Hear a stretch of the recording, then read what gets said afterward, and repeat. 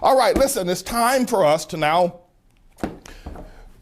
start our teaching, or at least our explanation on the Long Legged Mack Daddy. We're 40 days now before November 4th and the great contest we held here in America, determining who shall be the leader of our nation. Back in February of this year, I uttered some statements after much prayer. Careful consideration, I prayed all night long regarding the message that I would be delivering the following Saturday morning at the Outlaw World Missionary Church from the pulpit of power. And as soon as the doors of the church were open and I was afforded the opportunity and the appropriate preaching time and hour, I stepped to the pulpit and I began to explain several things. I began to explain some of the backlash that I had had because of my not supporting Barack Obama. And this was early on in February of this year. I went on to explain several things about him, and I finally ended up calling him a long-legged Mack Daddy.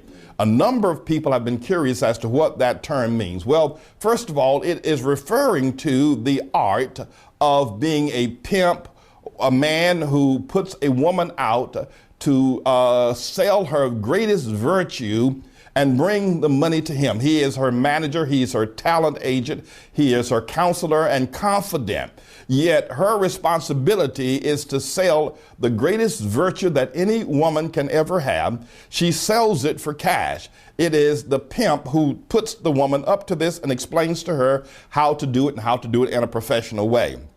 Now, in the game of pimping, it is understood and it is spoken by the mass of pimps and that still vibrant group of pimps in the world today, that pimping is the oldest profession on the planet, that it is older than farming, it is older than being a politician, that pimping is older than being a businessman, that the business and the nature of a pimp is the oldest profession on the planet. Now, however, there are pimps, there are street pimps, there are low-level pimps, there are all kinds of pimps, but they all do basically the same thing. They extol a woman to give up the greatest virtue that she has, and she turns tricks for money is what she does. Now, they're players. They're men who do not necessarily cash in on the money aspect of their dealing with women. And they call themselves players because they rob women of their virtue, and then they brag about how they've robbed them, and they turn these women over to other men that virtue might also be enjoyed or stolen from the woman. These men call themselves players. They are within the same category. However, players usually don't collect cash in hand. However, they have been known to ask their subjects for money for this or for that or for car payments. And sometimes the player will live in the house of one of his persons that he is using, one of his tricks that he is using, or one of the women that he is using, a player will. So you have the pimp, you have the player, and they both operate within the same mindset. Now, a Mack is one who has successfully been a pimp, been a street pimp, been a street hustler, and has risen through the ranks and has built a strong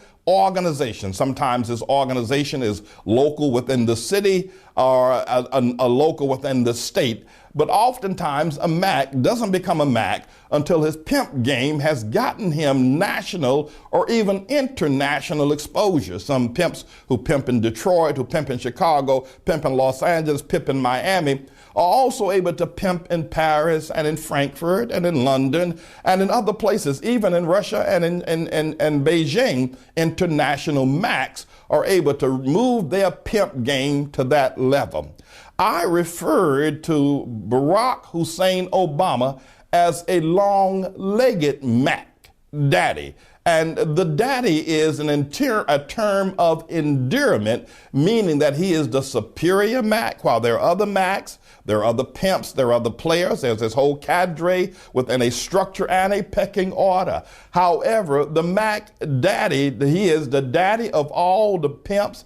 The Mack Daddy even is a Mack to the pimps. By that, I mean the pimps pimp the you-know-who, the women, and get money from them. But a Mack pimps not only women, but he pimps pimps as well. He pimps pimps, he pimps men, he pimps players, he pimps women. He is a Mac. And you can only be a Mac when you can pimp that level of people and do it successfully and remain. And the Mac who does it most successfully on an international scale is called a term of endearment, a Mac Daddy. Now, when I referred to Barack Hussein Obama as a long-legged Mac Daddy, I was referring to him out of the context of the explanation I just gave, and giving him the term long-legged Mac Daddy simply meant that there's never been a Mac Daddy like him. Of all the Macs that have played, of all the French men that have been Macs, of all the English men that have been Macs, of all the black men that have been Macs and Mac Daddies and players and pimps, Obama is the long-legged one. That means he is the most successful one. There has never been one of his caliber, and he probably will remain the longest-legged Mac Daddy. Sometimes in the news business, journalism, and media types, we'll look at a story, and if it's an interesting story, it may interest people for a day or for a day or two. But the way they say that that story continues to live is they say that it has legs. That means it's able to travel, it's able to keep moving and remain interesting. Obama, Barack Hussein Obama, is a long-legged Mac Daddy, and there's never been one like him. Now, there's yet another explanation I'd like to give, if you will allow me to continue to speak for just a few moments today, and that is the explanation I've given regarding Barack Hussein Obama, the long-legged Mac Daddy, as I've spoken about his mother. Well, let me just say this to you at the outset, and then you can argue with this, disbelieve it, discount it if you like. It doesn't matter. Anytime a person of such evil nature has been born, a person who can get humble people to sell their virtue and turn it in for cash, innocent people to turn their virtue into cash, anytime a person can do that and then can pimp pimps, he can pimp players, he can pimp other Macs, he is the superior Mac, he is the Mac Daddy, he is the long-legged Mac Daddy. You have to ask one pertinent question, and the answer does not always have to be agreeable. But I would ask this question: who is this boy's mama? Who is this man's mama? Who is the woman that gave birth to this unusually unprecedented evil man? Who is his mother? And from between whose legs did he come? Who is his father?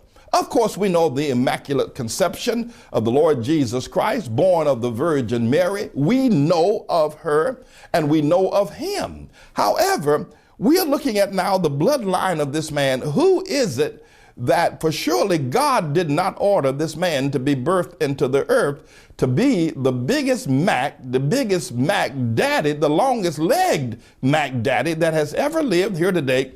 And when you consider that being a Mac or being a pimp is the world's oldest profession, it's older than preaching, it's older than politicians. And then when you consider of all the pimps and all the Macs that have lived throughout the ages of since time has been, Barack Hussein Obama is a long-legged Mac Daddy. He is the biggest one, the most successful one that ever lived. Who gave birth to him? This could not have been a noble woman. Now, you do not have to agree with that. You can discount it. However, I will say this, that she has given birth to a world-class, international, long-legged Mac Daddy is what she has given. Obama's father was a pathetic, alcoholic, con man, Mac Daddy loser. Obama gets his Mac in spirit from his father. Obama's father, it is reported, or at least the records are clear, that he fathered 8 children by 3 different women. And even after he married Obama's mother, or at least alleged to have married Obama's mother, he later went back to Kenya and took up with Reba, his first wife, who he was married to before he got married, or before he traveled here to the U.S., and continued to make babies by her. He picked up another woman within the villages in the area of the nation of Kenya.